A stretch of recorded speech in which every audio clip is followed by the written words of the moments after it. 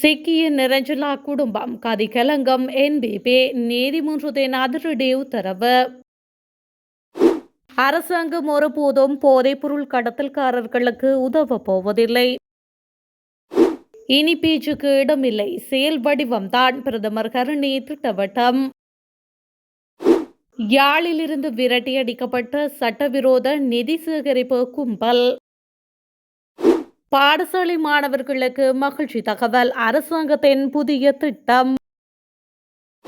கொட்டி தீர்க்க போக்கும் கனமழை, விடுக்கப்பட்டுள்ள கடும் எச்சரிக்கை. இந்தியாவிடம் சஜித் கேட்ட உதவி.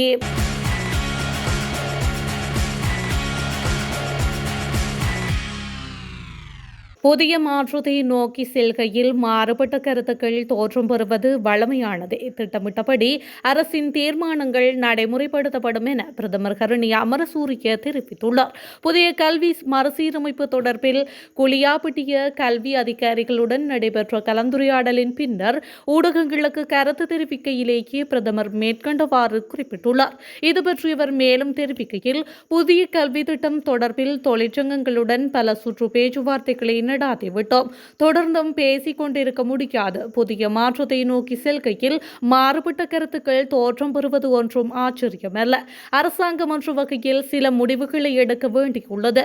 புதிய தொழில்துறையை உருவாக்கும் வகையில் கல்விக் கொள்கை மறுசீரமைக்கப்பட வேண்டும். நாட்டில் வேலையின்மை பிரச்சினைக்கு கல்விக் கொள்கை ஒரு காரணியாக உள்ளது.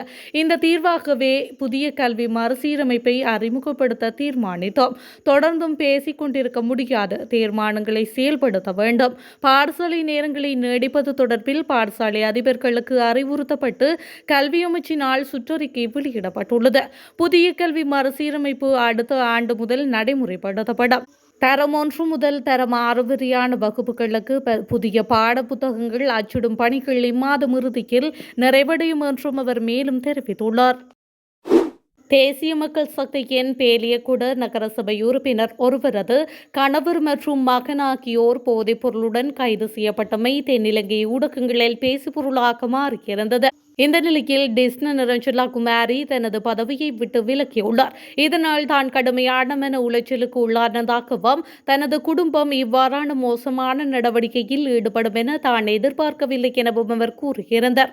மேலும் தான் கொழும்பில் வசித்து வருவதாகவும் கணவரும் மகனும் அனுராதபுரத்தில் வசித்து வருவதாகவும் இதனால் அவர்கள் அங்கு என்ன செய்கின்றார்கள் என தனக்கு தெரியாமல் இருந்ததாகவும் அவர் குறிப்பிட்டுள்ளார். இதேவேளை கைது செய்யப்பட்ட அவரது கணவர் மாவட்ட போதைப்பொருள் ஒழிப்பு பிரிவின் தலைவராகவும் செயற்பட்டுள்ளமை தெரிய வந்துள்ளது. இந்த நிலையில் கைது செய்யப்பட்டவர்களை தடுத்து வைத்து விசாரிக்க நீதிமன்றம் குற்றப்புலனாய்வு பிரிவினருக்கு அனுமதி வழங்கியுள்ளமையும் குறிப்பிடத்தக்கது. நாட்டின் பெரும்பாலான பிரதேசங்களில் மாலை வேளையில் இடியுடன் கூடிய மழை பெய்வதற்கான சாதகமான நிலைமை உருவாகி வருகின்றது என தெரிவிக்கப்பட்டுள்ளது. குறித்த விடயத்தை வளிமண்டலவியல் திணைக்களம் இன்று வெளியிட்டுள்ள அறிக்கையில் குறிப்பிட்டுள்ளது. மேல் சப்ரகமுவ மற்றும் வடமேல் மாகாணங்களிலும் கண்டி, நுவரெலியா மற்றும் காலி மாவட்டங்களிலும் பல தடவைகள் மழை பெய்யும் என எதிர்பார்க்கப்படுகின்றது என தெரிவிக்கப்பட்டுள்ளது. நாட்டின் ஏனைய பிரதேசங்களில் பல இடங்களில் பிற்பகல் 2 மணிக்கு பின்னர் மழையோ அல்லது இடியுடன் கூடிய மழையோ பெய்யக்கூடிய சாத்தியம் காணப்படுகின்றது என தெரிவிக்கப்பட்டுள்ளது. மேலும் இடியுடன் கூடிய மழை பெய்யும் போது தற்காலிகமாக பலத்த காற்று மற்றும் மின்னல் தாக்குதலால் ஏற்படும் சேதங்களை குறைக்க போதுமான முன்னெச்சரிக்கை நடவடிக்கைகளை எடுக்குமாறு தெரிவிக்கப்பட்டுள்ளமையும் குறிப்பிடத்தக்கது. தேசிய மக்கள் சக்தி அரசாங்கம் போதைப்பொருள் கடத்தல்காரர்களுக்கு உதவப் போவதில்லை என பிரதி அமைச்சர் ரத்னகமகே தெரிவித்துள்ளார். நாட்டில் தற்பொழுது போதைப்பொருள் மிகப்பெரிய சமூக பிரச்சினையாக மாறியுள்ளதாகவும் இதற்கு முக்கிய காரணம் சில அரசியல் தலைவர்கள் அதற்கு ஆதரவாக செயல்படுவதாகும் எனவும் அவர் தெரிவித்துள்ளார். தமது அரசாங்கம் எந்தவிதத்திலும் போதைப்பொருள் கடத்தல்காரர்களுக்கு உதவிகளை வழங்காது எனவும் அவர் வலியுறுத்தியுள்ளார். மேலும் தற்பொழுது நாட்டில் சட்ட ஒழுங்கு நிலை உறுதியாக நிலவுகின்றது என தெரிவித்துள்ளார். பாதாள ஒழுங்கு குழு உறுப்பினர்கள் மற்றும் போதைப்பொருள் கும்பல்களுக்கும் எவ்வித அரசியல் ஆதரவும் வழங்கப்படவில்லை என பிரதி அமைச்சர் ரத்னகமகே தெரிவித்துள்ளார்.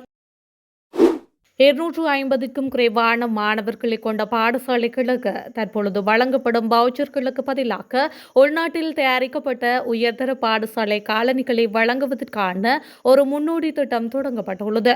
இந்த திட்டம் தொடர்பில் நேற்று அமைச்சர் சுனில் ஹிந்துநிதி தலைமையில் கைத்தொழில் மற்றும் தொழில் முனைவோர் மேம்பாட்டு அமைச்சில் கலந்துரையாடப்பட்டது.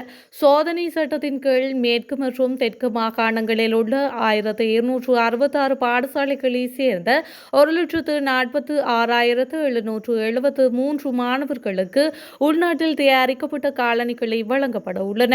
உள்நாட்டு உற்பத்தியாளர்கள் ஒரு ஜோடி காலணிக்கு ரூபாய் 2,100 செலவில் ஒரு வருட உத்தரவாதத்துடன் கூடிய தரமான காலணிகளை வழங்க ஒப்புக்கொண்டுள்ளதாக தெரிவிக்கப்படுகின்றது. இதன் மூலம் அரசாங்கம் கிட்டத்தட்ட ரூபாய் 140 மில்லியன் சேமிக்க முடியும் எனவும் இந்த சேமிப்பு 2 மாகாணங்களிலும் கூடுதலாக 62,481 மாணவர்களுக்கு காலணிகளை வழங்க பயன்படுத்தப்படும் என்று கூறப்பட்டுள்ளது. பதிவு செய்யப்பட்ட உள்நாட்டு காலணி உற்பத்தியாளர்கள் மட்டுமே சப்ளையர்களாக தேர்ந்தெடுக்கப்படுவார்கள். மாணவர்களுக்கு சரியான அளவில் காலணிகளை வழங்க பாடசாலைகளுக்கு நேரடியாக செல்லவும் அவர்கள் ஒப்புக்கொண்டுள்ளனர் என்று அவர் மேலும் தெரிவித்துள்ளார்.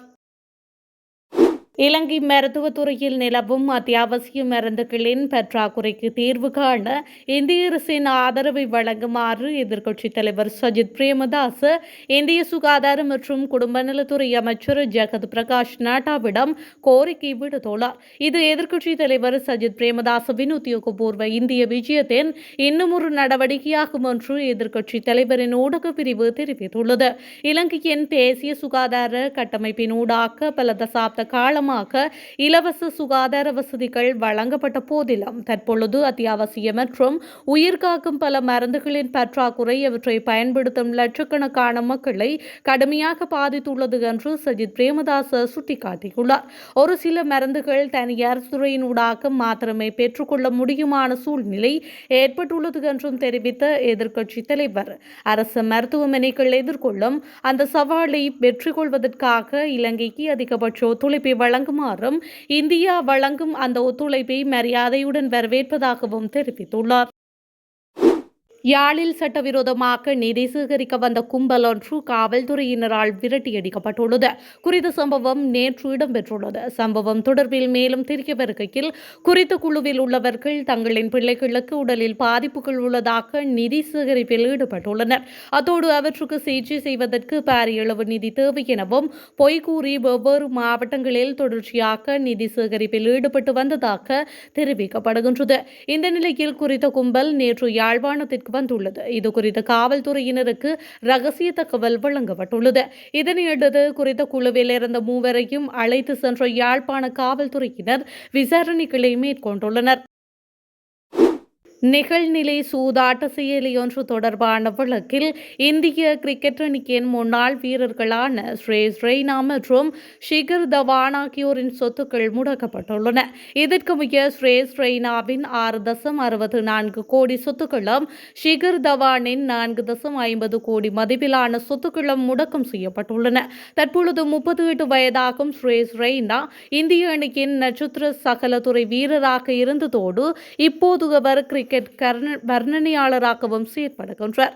இவ்வாறு இருக்க ஒரு குறிப்பிட்ட நிகழ்நிலை சூதாட்ட செயலியை விளம்பரப்படுத்தும் செயற்பாடுகளை மேற்கொண்டதாக அவர் மீது குற்றம் சாட்டப்பட்டுள்ளது.